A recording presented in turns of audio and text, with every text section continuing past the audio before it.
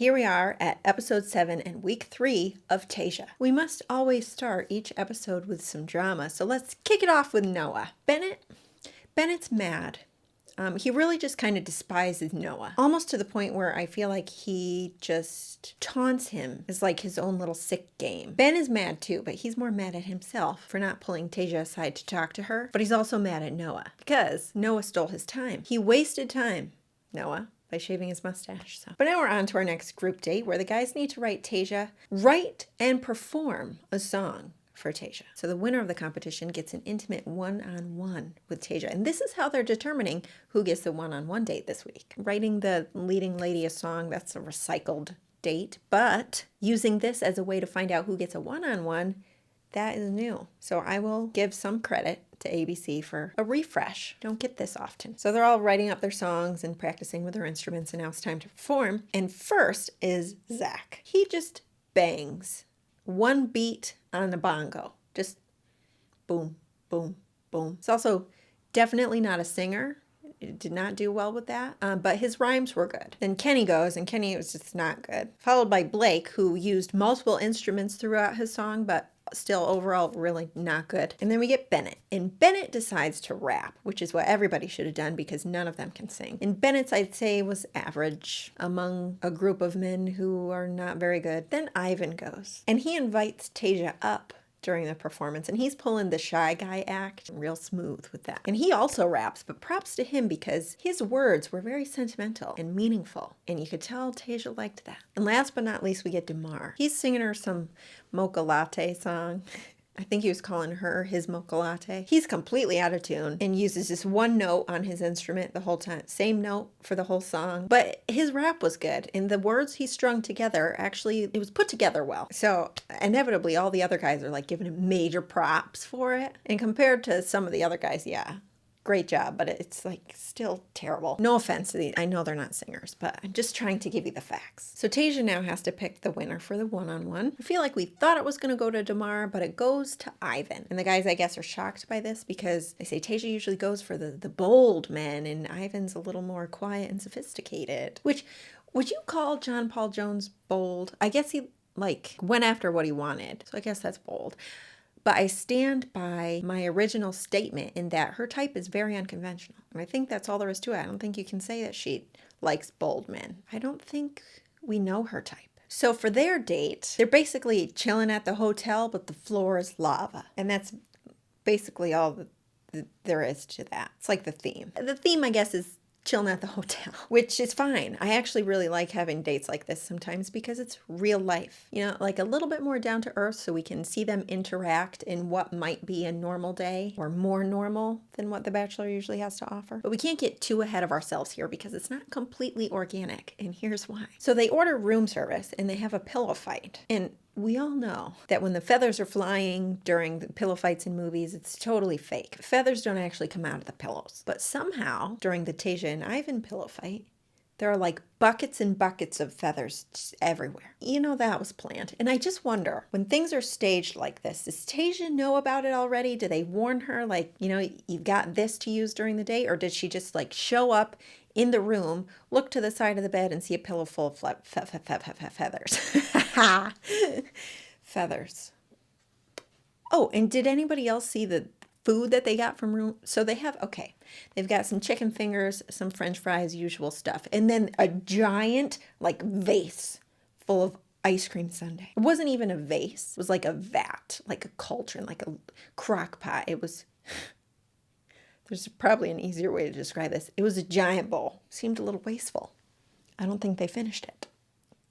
Now back at the house, the next date card comes out, and it's for Zach, Kenny, Damar, Blake, and Riley, and Bennett. And it says, how far are you willing to go for love? Didn't really hear any predictions here, what they thought that might be. I like to hear those. But we are faced with more Noah drama here, and it was very confusing to me. Noah and Bennett drama, I should say. It's just like some frat boy tension. And it was some mention about a group date. Again, I think I missed some key details. I don't know why they were mad.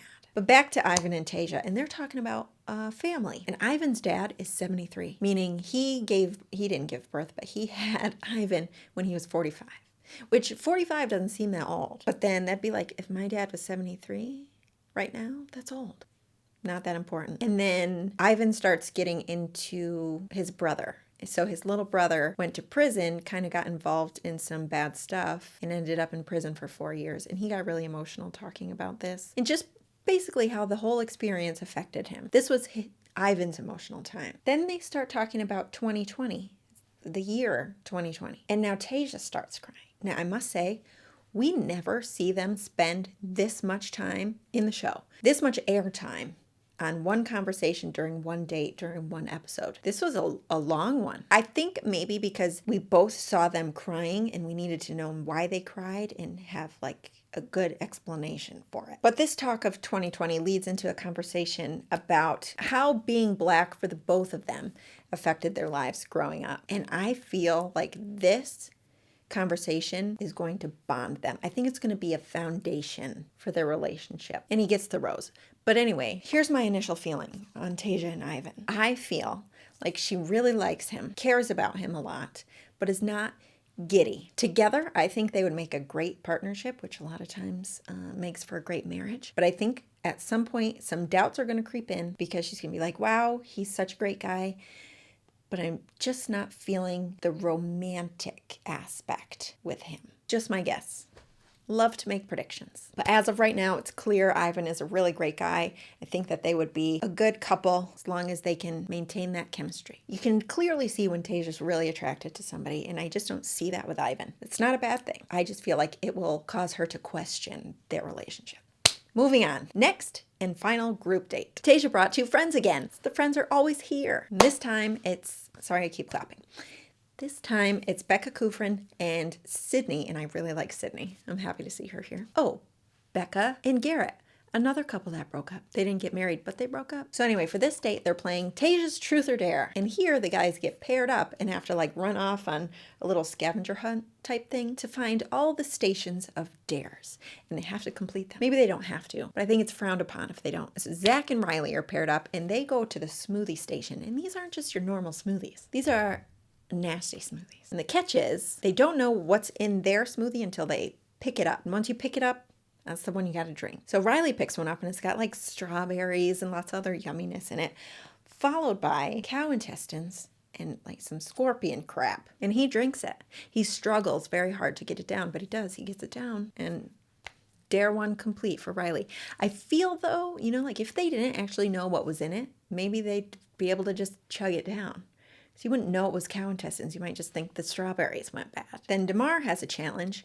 He has to go find Chris Harrison and get an autograph in some place where the sun doesn't shine. And Chris, of course, acts like he has no idea what's going on, but he knows. And so Chris ultimately signs his, I think it's his butt. It didn't look like his butt. I don't know what else it would be. And now, in a different area, Kenny and Blake are paired up, and they have to, for 1 full minute, over the loudspeaker, make inappropriate intimacy noises. This was hilarious because the guys not on the date obviously can hear this because it's over the loudspeaker, and they have no idea what's going on. They're just hearing these really uncomfortable sounds. And Blake kind of used this as an opportunity to demonstrate his moves while also making noises. So those were all the different dares, and everybody does really well with their challenges. Then we have one final challenge, and the guys have to eat an entire habanero pepper and immediately confess their love to Tayshia. Kenny almost throws up. DeMar cries. Then you get Bennett, Riley, Blake, and all the rest of them. And it's like none of them even ate the pepper. How do you go from almost throwing up to maybe a little bit of heavy breathing? Well, this was a fun date. Not that any of them actually got to interact with their potential future wife, but it was very entertaining for me, and that's all that matters. Now we go to the cocktail party / truth session of the date. And it's the same as always, except Tayshia throws in a couple like harder questions for the guys to answer. And Tayshia and Bennett talk.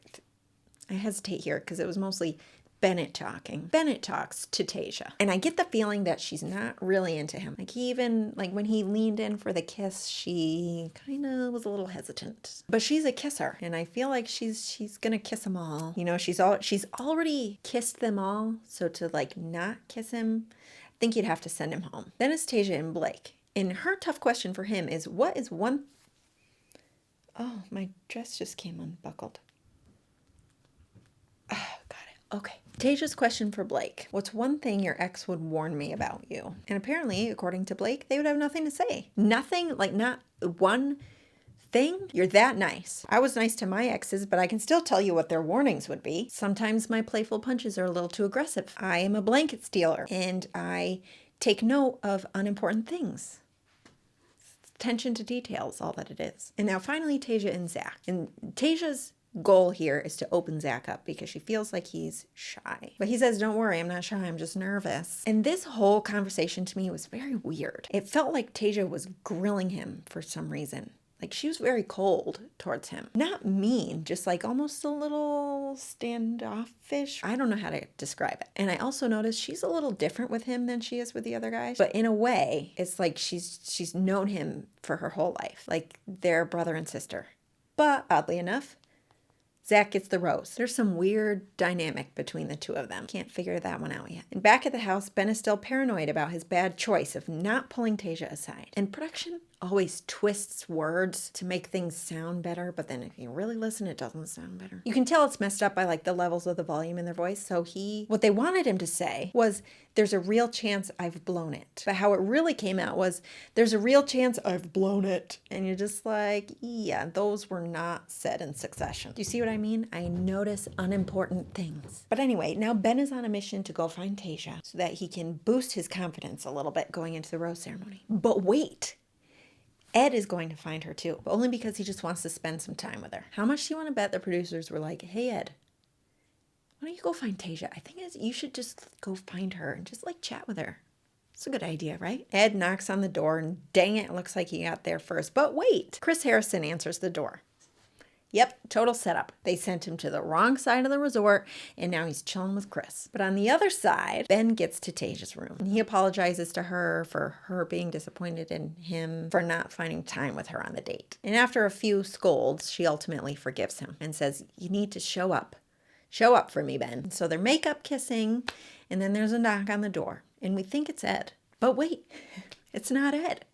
It's room service. And Ben is making up for the nightcap that they never got to have on that group date. And I thought that was cute. 1 point for Ben. And meanwhile, Ed heads home because Ed cannot find Tayshia's room. So the next day, which I believe is rose ceremony day, everyone's still talking about Noah. Noah is the villain, but I don't feel like he's villain material yet. He hopped a fence because somebody had to do it, and Tayshia asked him on the date.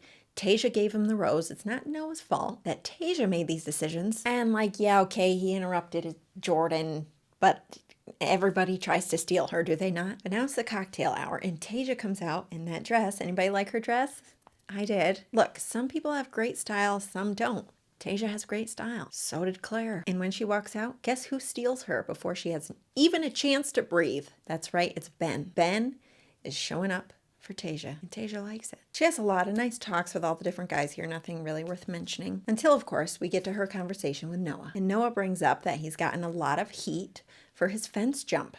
A lot of heat from the other guys. And right here, in this moment, I am done defending Noah. He tells Tayshia that the guys are convinced that Tayshia gave Noah the rose just to shake things up a little bit, cause a little drama. He didn't say that, but that's how Tayshia took it. He did say, though, that she did it to shake things up. Who said that? Did anyone say that? I don't think anyone. Why are you lying? And if they actually did say that and I missed it, then I apologize. But I recall no one saying that they questioned Tayshia's integrity or that she like gave a rose to somebody to just irritate everyone else. So now, of course, Tayshia's mad. So in walks Tayshia to chat with all the rest of the guys, and she is feeling sassy. I mean, when she walks in, the guys get up to like say hi, and she puts the kibosh on it. Like, literally. She told him to sit down. Just with this. And she makes a big speech, emotional speech, bashing everyone for questioning her integrity. And she just flat out silences the crap out of those men. They were dumbfounded. And she leaves and says, see you at the rose ceremony.